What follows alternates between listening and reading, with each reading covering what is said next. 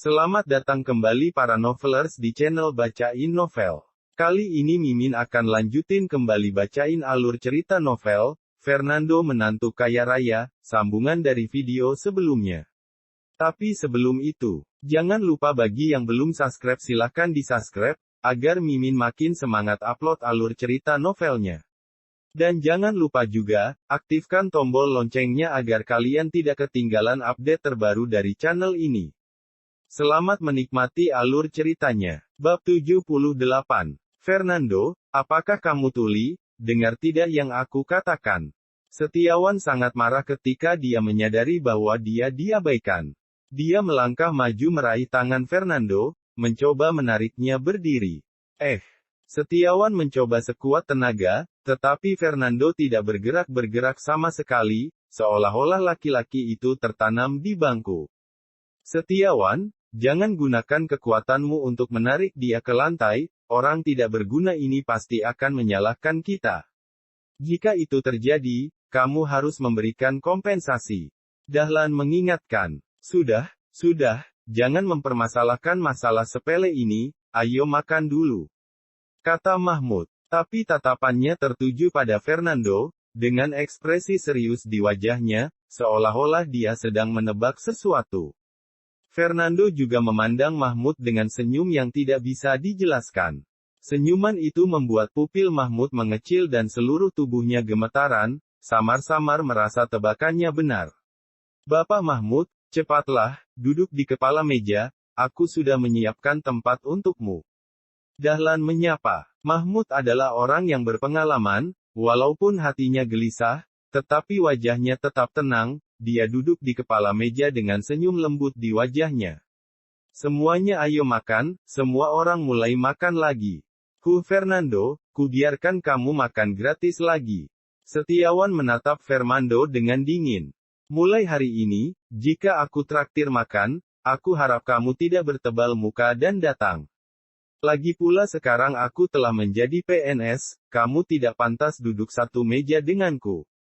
Ekspresi Fernando tetap tidak berubah, dia hanya sibuk makan. Saat makan, Fernando ingin pergi ke toilet, jadi dia pergi.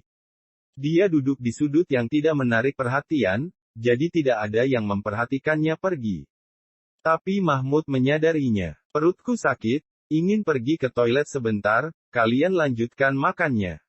Mahmud bangkit dan meninggalkan meja, di tengah suara orang-orang yang menyanjungnya, lalu dia sampai di toilet.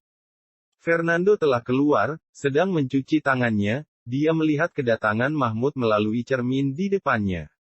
Yang menyuruh Kasril meneleponku untuk membantu Tazudin pindah rumah sakit, apakah itu Anda? Mahmud memandang pemuda di depannya, ragu-ragu sesaat, kemudian bertanya dengan ragu. Bapak Mahmud cukup pintar. Fernando tersenyum tipis. Mahmud terkejut, badannya gemetar, hatinya bergemuruh, tampaknya tebakannya benar, Fernando di depannya adalah tuan muda, yang dikatakan Kasril, dan dia ada hubungannya dengan Tazudin. Pak Fernando, tadi saya sangat tidak sopan, saya harap Pak Fernando tidak keberatan. Mahmud meminta maaf. Kamu sudah sangat sopan, setidaknya pada ayah mertuaku. Fernando mengelap tangannya hingga kering sambil tersenyum. Tapi mendengar pembicaraan mereka, kerabat Pak Fernando ini tampaknya memiliki prasangka yang dalam terhadap Anda, Pak Fernando. Mahmud melirik Fernando, apa mereka tidak tahu siapa Anda sebenarnya? Saya tidak perlu memberitahu mereka identitas saya hanya ingin menjalani kehidupan sebagai orang biasa, dan dia juga ingin menjalani kehidupan normal. Kata Fernando acuh tak acuh. Mahmud dapat menebak bahwa, dia, di mulut Pak Fernando mungkin adalah istrinya Sarah. Tapi Pak Fernando, mereka sangat kasar padamu barusan, apakah Anda tidak kesal? Tanya Mahmud lagi. Demi dia, jika saya bisa menahannya, maka saya akan bersabar. Jika saya meledak, dia akan terjepit di antara dua sisi. Yang satu adalah ayah yang membesarkannya hingga dewasa, dan yang lainnya adalah suaminya. Fernando berkata dengan acuh tak acuh. Selain itu, bila dilihat secara penampilan, saya memang benar-benar kelihatan tidak berguna. Oh iya, apa Setiawan baru saja masuk ke Biro Kesehatan sebagai pegawai negeri? Fernando bertanya dengan santai. Benar. Mahmud mengangguk. Selama wawancara, pengujinya adalah Zamri. Dia lolos lewat jalur belakang, dan langsung diberi nilai penuh, makanya dia bisa menjadi pegawai negeri. Karena dia lolos lewat jalur belakang, maka saya dapat dengan tenang mengambil apa yang dia banggakan sekarang, kata Fernando tanpa ekspresi. Mata Mahmud berbinar, apa maksud Pak Fernando? Posisi pegawai negeri ini, berikan pada orang lain, setidaknya temukan seseorang dengan kemampuan yang lebih baik dari Setiawan. Suara Fernando dingin. Saya mengerti, ketika saya kembali nanti. Saya akan menghapus datanya, dan kemudian memberitahu dia tentang hal ini. Mahmud mengangguk, baginya, itu hanya masalah gampang. Fernando tidak mengatakan apa-apa lagi, dan kembali ke meja. Setelah beberapa saat, Mahmud juga kembali. Bapak Mahmud, kamu pergi ke toilet dengan Fernando. Fernando tidak berbuat hal tidak sopan pada Anda kan? Setiawan berkata sambil tersenyum. Tanpa mempedulikannya, Mahmud pergi ke meja dan lanjut makan, membuat Setiawan merasa canggung. Setelah makan selama beberapa menit, dia berkata bahwa ada urusan di biro, dan ingin kembali. Zamri pun juga mengikutinya pergi. Bapak Mahmud akan pergi, ayo kita mengantarnya. Setiap orang bangkit untuk mengantar Mahmud. Fernando, ini kesempatan terakhirmu, jika kamu tidak mengantar Bapak Mahmud lagi, dan menyinggung Bapak Mahmud, kamu lihat saja nanti bagaimana saya memberimu pelajaran. Setiawan berkata dengan dingin, melihat Fernando hanya duduk, tidak mengerti. Tidak perlu mengantar, duduk saja, lanjutkan makan. Bapak Mahmud berkata kepada orang-orang tanpa ekspresi di wajahnya, memancarkan kewibawaan. Iya, kalau begitu tidak kami antar. Semua orang segera duduk, dan mereka melihat Mahmud sedikit marah. Setelah Mahmud pergi, Dahlan bertanya-tanya, mengapa Bapak Mahmud marah? Iya, kita menghormatinya dari awal hingga akhir, tidak melakukan kesalahan sama sekali. Setiawan juga bingung, matanya berkedip dan menatap Fernando. Fernando, kamu tadi pergi ke toilet dengan Bapak Mahmud, apakah kamu kasar padanya? Kalau tidak, mengapa Bapak Mahmud marah? Apakah menurutmu aku sepertimu, suka sembarangan menggigit orang? Fernando mencibir pada Setiawan. Dia bisa bersabar dengan ayah mertuanya, bagaimanapun, ayah mertuanya adalah orang yang lebih tua, dia harus menjaga hubungan antara Sarah dan ayah mertuanya, agar Sarah tidak terjepit di antara dua sisi. Tapi Setiawan lagi-lagi mengejeknya, tentu saja Fernando tidak mau bersabar lagi. Sembarangan menggigit orang, apa maksudmu? Ekspresi Setiawan berubah. Tidak mengerti. Maksudku, kamu adalah seekor anjing.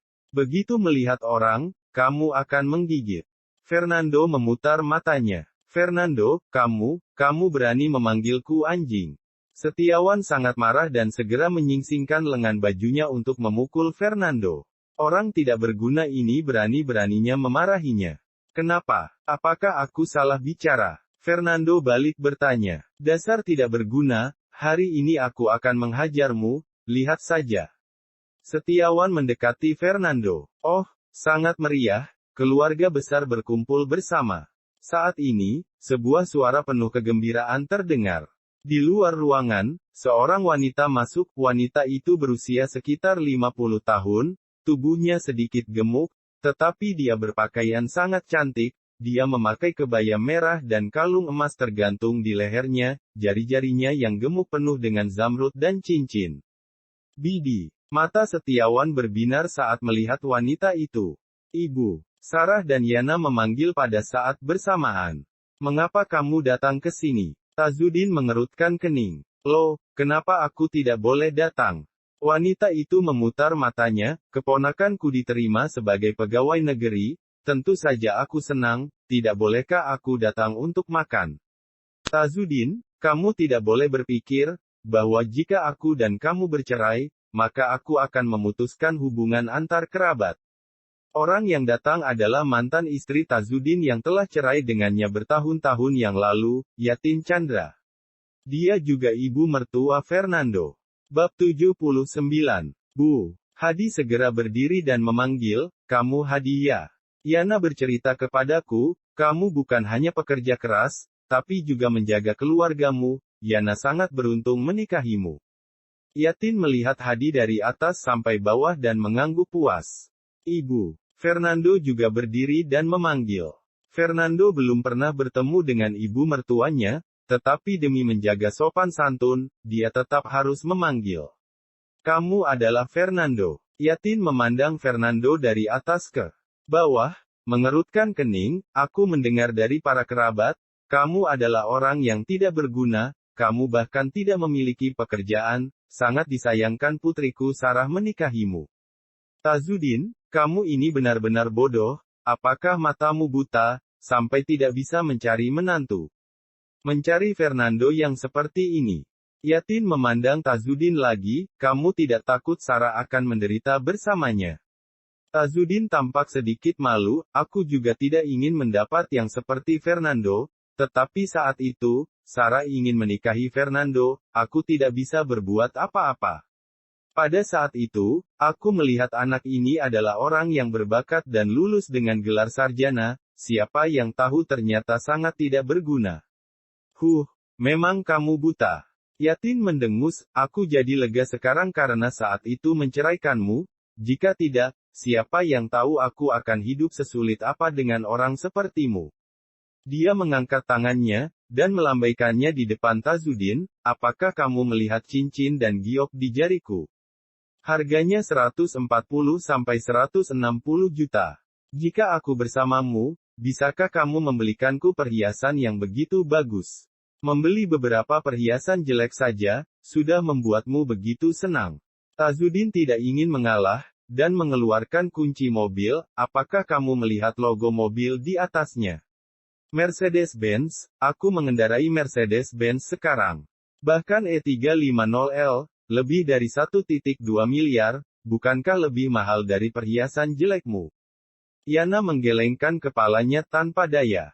Saat itu alasan perceraian mereka adalah karena Yatin tidak suka Tazudin yang terlalu miskin. Akhirnya, Yatin menikah lagi dengan bos kaya.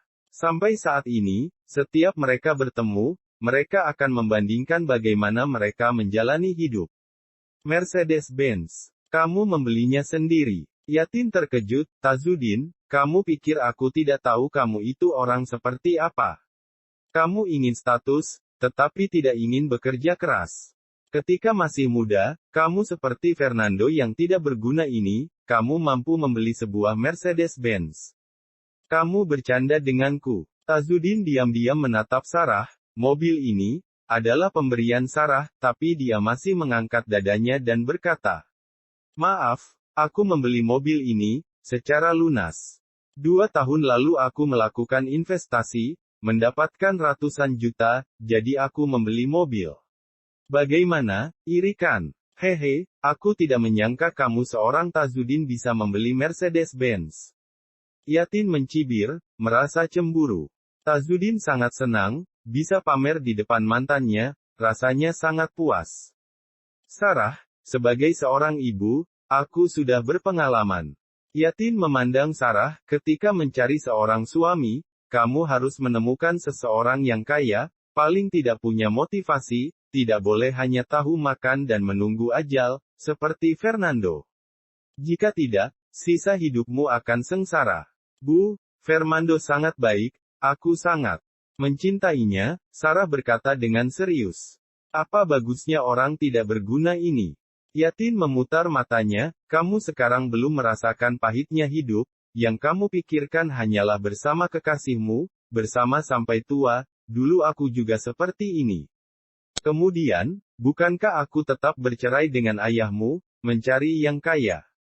Aku hidup nyaman sekarang, setiap hari aku pergi arisan, dan mengajak anjing jalan-jalan, tidak ada bedanya dengan wanita kaya. Aku juga berharap kamu menjalani hidup seperti ini, yang harus kamu lakukan sekarang adalah menceraikan Fernando." "Sarah, apa yang dikatakan ibumu masuk akal, aku mendukungnya dalam hal ini," kata Tazudin. "Kak Sarah, ketika aku mulai bekerja di Biro Kesehatan, aku akan membantumu mencarinya. Setiawan datang dan berkata, ada banyak anak muda dengan talenta di unit pemerintahan, pasti ada seseorang yang cocok untuk Kak Sarah.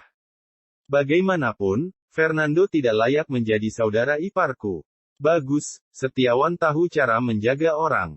Yatin mengangguk puas, kamu sekarang seorang pegawai negeri, kamu pintar dan juga cerdas, karirmu akan berjalan lancar. Kamu harus membantu Sarah dalam banyak hal penting. Jangan khawatir, Bibi, serahkan masalahnya padaku. Setiawan menepuk dadanya. Ayah ibu, aku akan mengatakannya untuk yang terakhir kali, aku tidak akan menceraikan Fernando. Sarah berkata, matanya tegas. Lagi pula, Fernando sangat baik dan mempunyai motivasi, bukan orang tidak berguna yang seperti kalian katakan, 2 hari lalu dia baru saja membeli rumah. Beli rumah. Mendengar ini, semua orang tercengang. Wah, Fernando membeli rumah. Dahlan langsung berkata, apakah ini rumah bekas yang dijual seseorang? Atau rumah apa? Mungkin itu adalah rumah yang sudah rusak. Setiawan menyeringai, menutupi mulutnya. Fernando, dari mana kamu mendapatkan uang untuk membeli rumah? Tidak mungkin mencuri, atau merampaskan. Yana bertanya dengan penasaran. Yana, sebenarnya, beberapa rumah bisa dibeli dengan uang muka beberapa puluh juta, tidak perlu uang banyak. Hadi berkata, misalnya, rumah bobrok yang disebutkan oleh Setiawan barusan, atau areanya sangat kecil, dan juga merupakan rumah bekas, dengan uang muka 100 jutaan, kamu bisa membelinya. Yana mengangguk, sepertinya Fernando membeli rumah semacam itu. Mungkin bangunannya akan runtuh setelah ditinggali beberapa hari. Fernando, di mana lokasi rumah yang kamu beli? Yatin bertanya, tidak mungkin berada di tempat terpencilkan.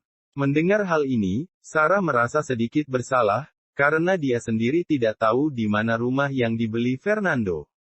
Rumah itu ada di Gunung Idaman Awan, kata Fernando dengan ringan. Gunung Idaman Awan. Mendengar ini, semua yang hadir terdiam. Hahaha. Dahlan tidak dapat menahannya lagi, memegangi perutnya dan tertawa, Fernando, apa kamu belum terbangun, masih bermimpi, bisa-bisanya berkata bahwa rumah yang kamu beli ada di Gunung Idaman Awan. Yana menepuk pahanya dan hampir mati karena tawa. Hahaha Fernando, Fernando kamu lucu sekali. Kami biasanya mengabaikanmu, tapi kamu juga tidak perlu mengatakan ini untuk menarik perhatian kami. Villa Gunung Idaman Awan, masing-masing villa harganya mulai dari puluhan miliar, kamu bisa-bisanya mengatakan bahwa kamu membeli rumah di sana, aku tidak tahan lagi, lucu sekali, hahaha. Terlalu mengada-ngada, omongannya lucu sekali. Tazudin sangat marah sehingga dia meniup jenggotnya dan menatap, Fernando sangat memalukan baginya. Sudah cukup dia mempermalukan dirinya di depan Bapak Mahmud, sekarang masih mempermalukannya di depan mantan istrinya. Tidak mudah dia pamer Mercedes-Benz, sekarang Yatin akan meremehkannya lagi, benar saja, Yatin berkata, Tazudin, kamu benar-benar mengecewakanku, kamu mencari seorang menantu tidak berguna yang hanya pandai membual. Dia memandang Sarah lagi, Sarah, kamu tahu kan sekarang, betapa suamimu suka membual. Dengan pria seperti ini, apakah kamu akan bahagia di masa depan? Cepatlah bercerai. Bibi, urusan ini serahkan padaku, aku akan menemukan laki-laki yang baik untuk Kak Sarah. Setiawan segera berkata, melihat Fernando. Dan kamu Fernando, silahkan keluar, kamu tidak diterima di sini. Kamu sangat tidak berguna, kamu tidak layak untuk makan bersama kami. Bab 80. Tiba-tiba telepon Setiawan berdering. Telepon dari Pak Zamri. Setiawan sedikit terkejut saat melihat nomor telepon itu. Set. Diam. Dahlan meletakkan jari telunjuknya ke mulut dengan wajah serius, anakku akan berbicara dengan Zamri di telepon, semua orang diam, kesampingkan dulu masalah Fernando yang tidak berguna ini, jangan sampai mengganggu Bapak Zamri. Semua orang mengangguk, berhenti berbicara, dan diam, semua menatap Setiawan. Setiawan menarik napas dalam-dalam, menekan tombol jawab, dan tersenyum, halo Bapak Zamri. Anak ini sikapnya terhadap pimpinan sangat pas, tidak arogan dan tidak rendah diri, dia akan menjadi orang hebat di masa depan. Karirnya pasti akan mulus dan menguntungkan. Mata Tazudin menampakkan kekaguman. Setiawan, kamu tidak perlu datang bekerja denganku lagi. Suara dingin Zamri terdengar di telepon. Hah? Mata Setiawan berbinar. Bapak Zamri, mungkinkah Anda ingin memindahkan saya ke departemen lain? Dia paham bahwa unit di Biro Kesehatan, tidak banyak keuntungan yang bisa dia dapatkan. Jika dipindahkan ke departemen lain, dia pasti bisa menghasilkan lebih banyak uang. Maksudku, kamu tidak perlu datang lagi barusan, Bapak Mahmud telah menghapus datamu. Zamri mencibir dengan dingin. Boom. Pada saat ini, Setiawan merasa seperti tersambar petir. Sepasang kakinya lemas, seluruh tubuhnya tak bertenaga, dia terduduk di tanah dengan ekspresi putus asa di wajahnya. Setiawan, ada apa? Apa yang dikatakan Bapak Zamri? Dahlan melangkah maju untuk mengangkat Setiawan. Pekerjaanku hilang, Bapak Zamri berkata di telepon bahwa dataku telah dihapus. Gumam Setiawan, matanya kosong. Barusan masih baik-baik saja, kenapa bisa hilang? Dahlan mulai cemas, bukankah pekerjaan di Biro Kesehatan adalah pekerjaan yang stabil? Mengapa hilang begitu saja? Zamri tidak memberikan alasan. Tidak. Setiawan menggelengkan kepalanya, Zamri telah menutup telepon. Ini, aduh, kenapa ini bisa terjadi? Dahlan menghentakkan kakinya dengan cemas, rasanya ingin mencari lubang untuk sembunyi. Putranya diterima di Biro Kesehatan, sebagai seorang ayah, dia merasa sangat senang dan bangga, maka dia mengundang semua kerabatnya makan untuk pamer. Tapi sekarang, pekerjaan yang stabil ini hilang begitu saja. Dahlan merasa malu sampai ke ubun-ubun. Hadi. Dahlan segera memandang Hadi, bukankah kamu memiliki hubungan yang baik dengan Zamri? Bisakah kamu menanyakan apa alasannya? Walaupun tidak menginginkan Setiawan lagi, setidaknya beritahukan alasannya. Baik Paman, jangan khawatir, aku akan menelepon Zamri sekarang. Hadi menelpon Zamri dan menyalakan speakerphone, panggilan terhubung. Halo Pak Zamri. Hadi, aku tahu tujuan kamu menelpon. Zamri langsung menyela. Kamu beritahu Setiawan bahwa dia menyinggung orang yang tidak boleh dia singgung, inilah alasan mengapa pengangkatannya dibatalkan. Selesai berbicara, Zamri menutup telepon. Menyinggung orang yang tidak boleh disinggung. Setiawan tercengang, dia berpikir keras, dia tidak menyinggung siapapun baru-baru ini.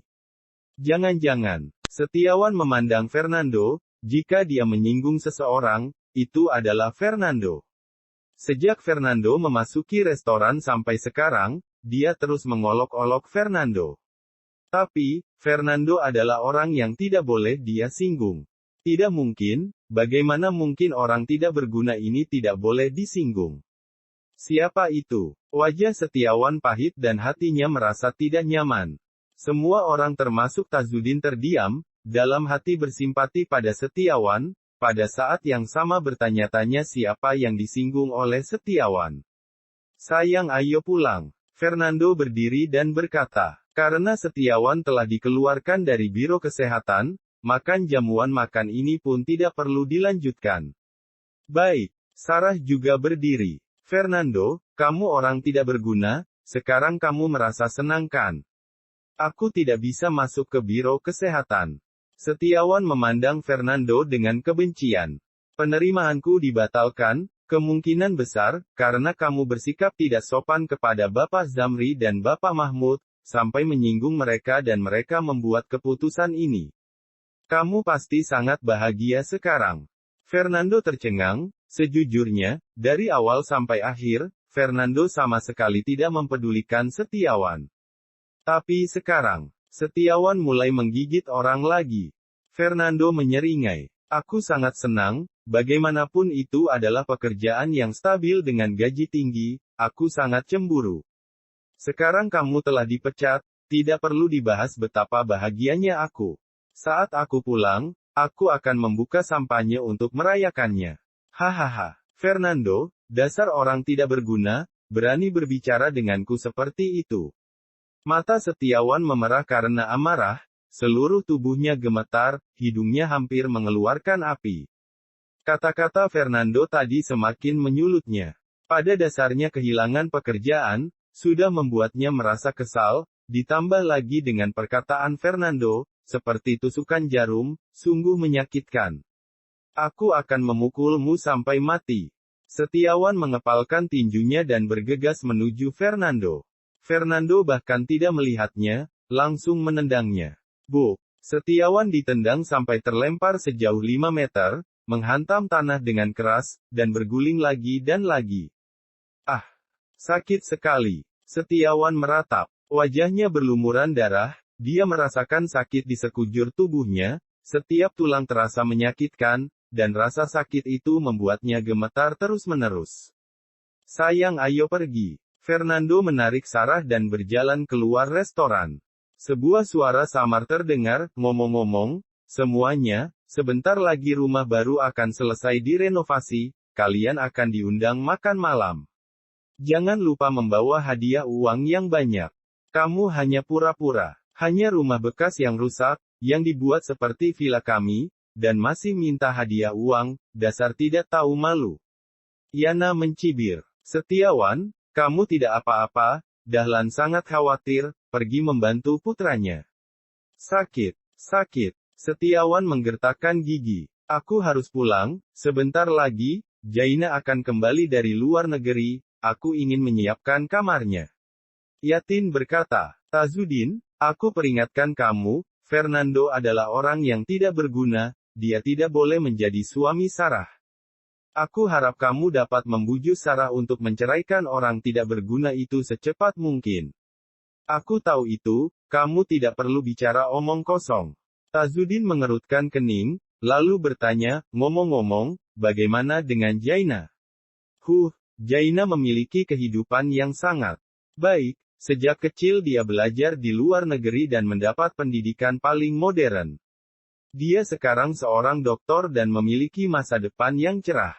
Yatin memutar matanya. Benar-benar keputusan yang tepat untuk bercerai denganmu, kalau tidak, Jaina tidak akan menerima pendidikan sebaik itu. Baguslah kalau baik-baik saja, aku tenang mendengarnya.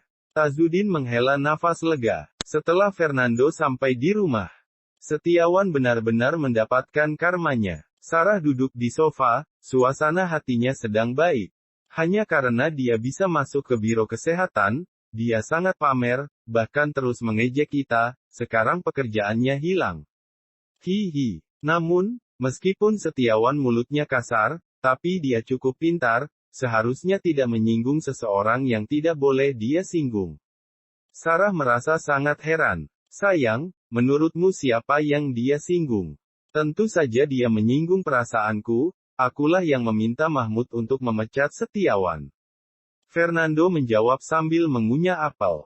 Apakah kamu bisa mati kalau tidak membual? Sarah memutar matanya pada Fernando. Tadi kamu sudah membual soal rumah di Gunung Idaman Awan, dan sekarang kamu masih membual. Bersambung ke bab 81. Terima kasih sudah setia di channel ini. Sampai jumpa pada bab selanjutnya.